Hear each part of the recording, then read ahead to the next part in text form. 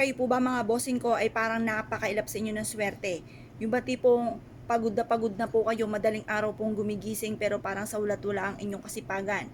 Hirap at hirap pa rin. Asya mga bossing, huwag na po kayong malungkot mga bossing. Marami tayong pwedeng gawin. Bukod po sa talagang kailangan ay mag-double time tayo sa pagkayod, ay subukan nyo po itong gawin sa bulak. Kailangan po mga bossing ko, sipag at syaga, double time sa pagkayod, at pagkatapos mga bossing ko, huwag kang makakalimot magdasal. Ngayon pa mga bossing, mas mainam na gamitan natin ng tatlong bulak. Kasi ang tatlong bulak mga bossing ko ay pagagaanin ang daloy ng swerte. Proven po ito mga bossing, basta't may 100% kang paniniwala sa mga gatong mga pamamaraan. Ngayon pa mga bossing, ang gagawin nyo lamang, harap kayo sa may silangan ng 6:30 or kaya po ay alas 7. Matatapos sa ating mga pampaswerte hanggang alas 8 lamang po ng umaga. At pagkatapos mga bossing ko, tayo po ay mag-wish. Sabihin po dito natin ang lahat ng mga pangarap natin. Halimbawa, gusto ko magkaroon ng malaking bahay. Gusto ko magkaroon ng negosyo na dito na ako yayaman. Magiging matagumpay ako sa lahat ng aking mga pinapangarap. Or kaya po ay magkaroon ako ng magagarang sasakyan, magkaroon ako ng mga bagay na yun nga po ay matagal nyo nang pinapangarap. Basta i-wish nyo yung smooth nyo makamtan kasi may mga pangarap na napakahirap makamit, yung ba parang humigit ka ng asa lungga para lang ito ay makamtan.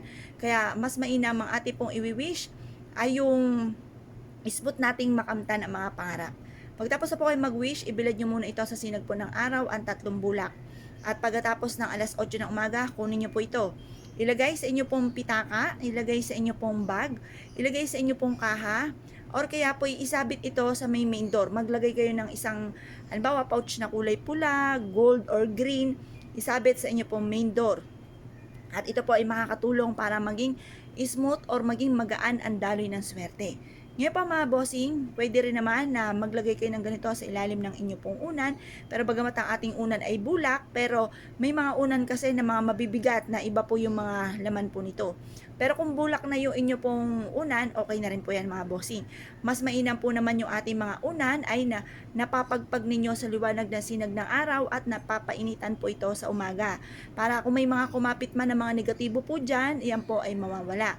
Ngayon pa mga bossing, proven po ito na napakaswerte basta't may 100% kang paniniwala sa mga gatong mga pamamaraan at mararamdaman nyo ang magaan na daloy ng swerte matapos nyo po itong gawin.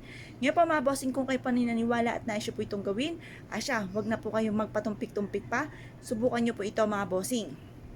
Ngayon pa mga bossing, pwede rin naman po na magsabit kayo ng ganito at lagyan ng kaparanggot na asin at isang maliit na butil ng bawang sa bintana po ninyo kung saan kayo ay natutulog. Upang sa ganon, habang kayo natutulog, kapitan kayo ng swerte, maging magaan yung daloy ng swerte, at yung mga bad spirit ay hindi po maka-enter sa loob ng inyong tahanan at makatulog kayo ng mahimbing mga bossing. Ngayon pa mga bossing, kung kayo po naniwala at nais po itong gawin, mga bossing, good luck po sa po lahat.